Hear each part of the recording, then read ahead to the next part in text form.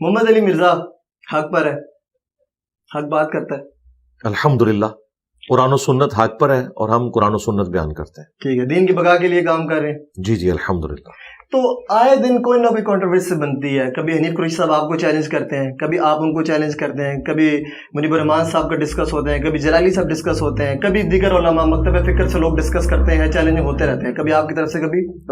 لیکن عوام کو ایک لالی پاپ پچھلے 50 سال سے دیا ہوا علماء نے. میں یہ چاہتا ہوں کہ جے اکیڈمی کے دروازے تو قیامت تک کھلے ہوئے اور قیامت تک ٹائم آپ نے دیا ہے, کیوں نہ ایک حق کا پرچم آپ بلند کریں اور تمام علماء کو جن کو آپ کو لگتا ہے کہ یہ دین کے اندر یا مذہب میں تبدیلیاں کرتے ہیں, اپنے اپنے واقعات من گڑھ چیزیں بناتے ہیں, آپ ان کو عدالت میں کیوں نہیں چیلنج کرتے؟ یہ سلسلہ ختم ہو, دودھ کا دودھ اور پانی کا پانی ہو. عدالت کون سی ہے جس کے سامنے ان کو لے کے جائیں؟ اس طرح کی تو کوئی عدالت نہیں ہے. بن سکتی ہے اگر آپ چاہیں تو. نہیں بن سکتی. اس کی وجہ یہ ہے کہ جو ججز ہیں نا ان کے پاس تو قرآن و سنت کا نالج ہی نہیں ہے. ان کے سامنے کیسے بات رکھی جا سکتی ہے؟ کوئی تو ہوگا, لیکن ایسا تو نہیں ہو سکتا. نہیں, کوئی بھی نہیں ایسا. اس طرح کی کوئی عدالت موجود ہی نہیں ہے. اس کا آسان طریقہ یہ ہے جس طریقے سے یہ خود آپس میں ایک دوسرے کے ساتھ کرتے ہیں. ٹھیک ہے, یہ صحافیوں سے سبق سیکھیں کہ صحافی جب کوئی اپنا پوائنٹ آف ویو رکھتے ہیں تو اس کو ریبٹل کرنے والے صحافی اس کے جواب میں ایک ویلاگ بناتے ہیں اور پبلک خود فیصلہ کر دیتی ہے کہ یہ کہاں تک بات درست کر رہا ہے اور یہ کہاں تک درست کر رہا ہے. ٹھیک. تو ہم نے بھی اپنا پوائنٹ آف ویو عوام کی عدالت میں رکھا ہے. ہمارے اس پلیٹ فارم کی خوبی یہ ہے کہ یہ تمام فرقے آپس میں ایک دوسرے کو کافر سمجھتے ہیں, ہم ان ساروں کو مسلمان سمجھتے ہیں, صحیح, سوائے قادیانیوں کے. نمبر 2, یہ کہتے ہیں ایک دوسرے کو چندہ دینا حرام ہے, صرف ہمیں دیں. ہم کہتے ہیں ہمیں کوئی چندہ نہ دے, انہی کو چندہ دیں.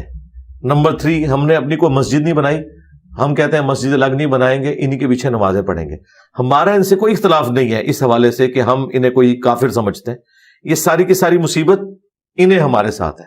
اس کا سب سے بڑا ثبوت یہ ہے کہ جب تک ان لوگوں نے میرا نام لے کر مجھے ونریبل کرنے کی کوشش نہیں کی, اس سے پہلے میں نے کبھی بھی کسی عالم دین کو مخاطب کر کے یا ان کی پکچر لگا کے کبھی کوئی ویڈیو ریکارڈ نہیں کروائی تھی. 2015 میں جب ایک ایک کر کے علماء کی ویڈیوز میرے بارے میں آئیں, کوئی مجھے قادیانی کہنا شروع ہو گیا, کوئی کہنا شروع ہو گیا یہ ایران کا ایجنٹ ہے, کوئی کہنے لگا کہ سعودیہ اس پہ پیسہ لگا رہا ہے. اس وقت میں نے ریبٹل کرنا شروع کیا اور اس ریبٹل میں نے علمی چیلنج سامنے رکھا کہ بھئی میرا یہ موقف ہے, آپ کے اندر اگر کوئی تڑ ہے, کوئی طاقت ہے علمی, تو اس کا جواب علمی طور پر دیں. چیلنج مناظرے کا میں نے کبھی بھی کسی کو نہیں دیا اور نہ ہم اس طرح کے مناظروں کے حق میں ہیں. علی بھائی بات وہی آگی نا, پھر چیلنج ہو گیا, آپ بات کا جواب دیں, آپ ان کو جواب دیں. میں چاہتا ہوں ایک ٹیبل پر آگے کب بات ہوگی, ٹیبل پہ بات ہو جائے گی نا, بڑی آسان طریقہ ہے نا. وہ آتے ہیں کبھی آپ نے نہیں, اب میں اس طرف بالکل نہیں جاؤں گا. وہ آتے ہیں کہ جو یہاں سے جانے کے بعد ان کے سوا سارے ان کے فرقوں کے علماء نے کہا کہ تو کہاں پہنچ گیا تھا, تو ہمارا نمائندہ ہی نہیں ہے. اور یہ ہماری مقدمہ تو واضح ہو گیا نا. ہم پہلے دن سے کہہ رہے تھے کہ حنیف قریشی صاحب کو پنڈی کی 2-4 مساجد کے علاوہ پورے پاکستان میں, پورے انڈیا میں کوئی بھی بندہ بریلویوں کا نمائندہ مانتا ہی نہیں ہے. تو جب وہ نمائندہ ہی نہیں ہے نا تو بات ہی ختم ہوگی.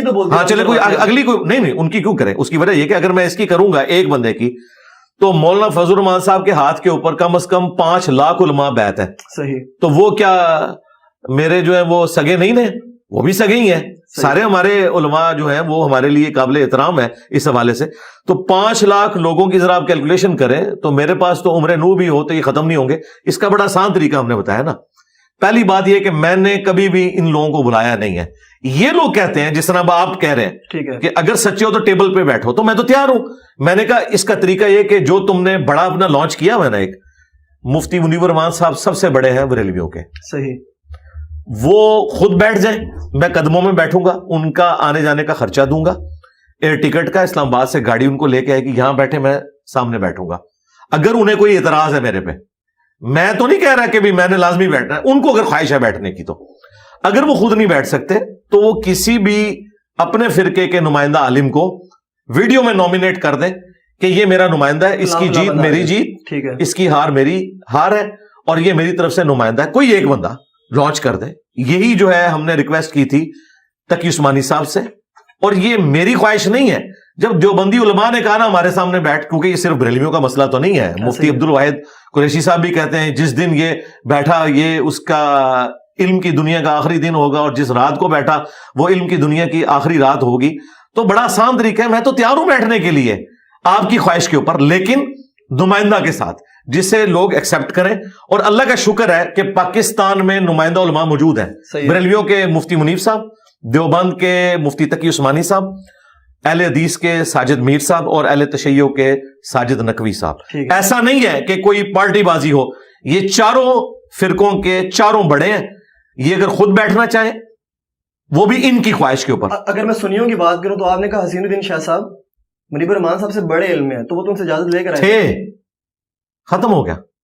آئے تو تھے وہ اجازت لے کر. بھائی ان کی اجازت تو ہے ہی نہیں ہے. چلیں میں بالکل ادھر رک جائے نا. یہ دھوکہ کوئی بھی بریلوی عالم صحیح دیوبند کو, اہل حدیث کو, شیعہ کو دے سکتا ہے. میں تو بریلویوں کی دائی ہوں, مجھے تو سب کچھ پتا ہے. بریلویت کی آپ سمجھ لیں ایمبریونک سٹیج کے اوپر بریلویت جو ہے نا, میں اس کو بھی جانتا ہوں. مجھ سے زیادہ کون بریلویت جانتا ہے؟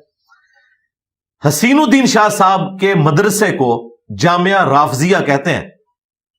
ان کے مدرسے کے علاوہ سارے کے سارے فرقے کے علماء, اور وہ حنیف قریشی صاحب کو کہتے ہیں تم نے پناہ دی ہوئی ہے, تم اس میں کلپرٹ ہو. جائیں ان کی ذرا ویڈیوز دیکھیں جلالی صاحب کے سٹوڈنٹس کی, انہوں نے کہا جامعہ رافضیہ. تو وہ جو حسین الدین شاہ صاحب ہیں وہ تو بریلویوں کی نظر میں سب سے بڑے مردود ہیں. وہ کہتے ہیں حنیف قریشی سے بڑا مردود یہ ہے کیونکہ اس نے پناہ دی ہوئی ہے. لہذا حسین الدین شاہ صاحب کا سٹیٹس وہی ہے جو صدر پاکستان کا ہوتا ہے. وہ لاکھ کہتا رہے میں صدر پاکستان ہوں, فوج میرے انڈر ہے, پرائم منسٹر میرے انڈر ہے, لیکن پریکٹیکلی طاقت جو ہے وہ پرائم منسٹر اور آرمی چیف کے پاس ہوتی ہے.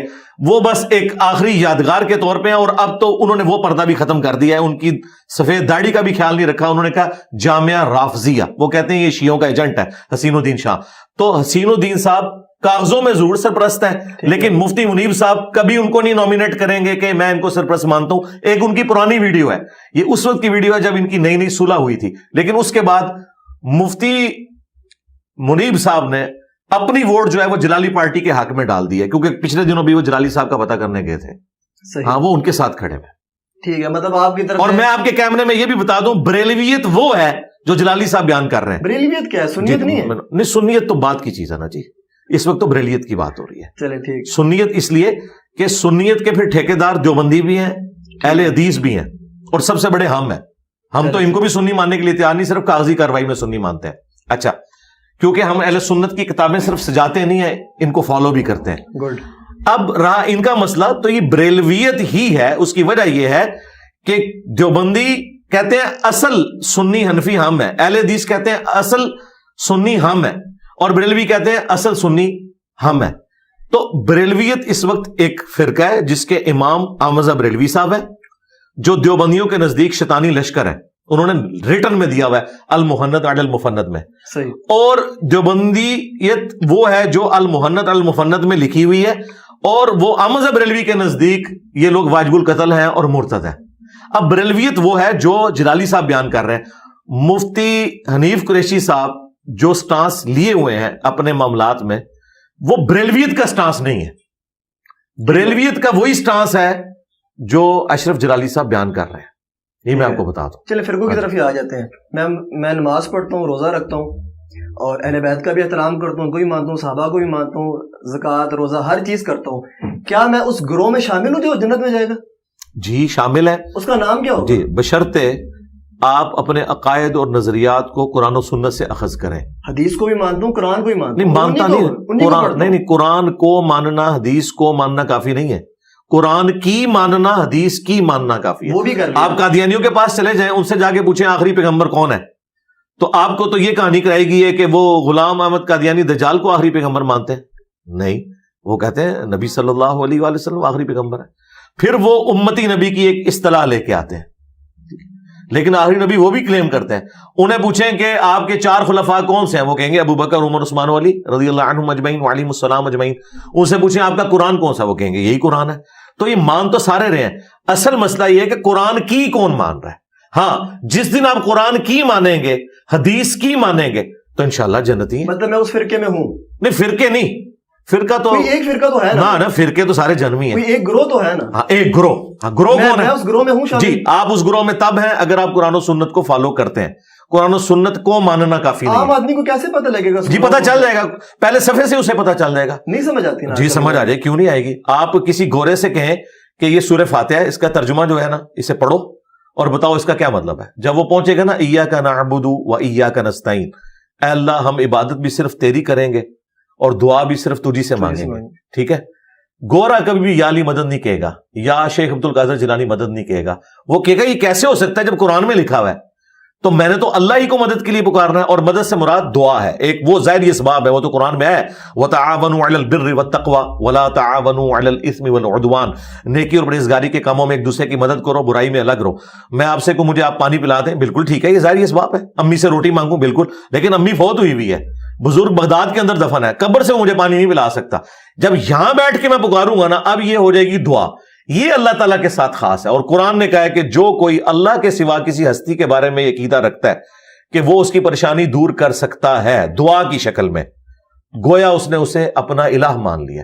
امن یجیب المضطر اذا دعا ویکشف السوء ویجعلکم خلفاء الارض االہ مع اللہ.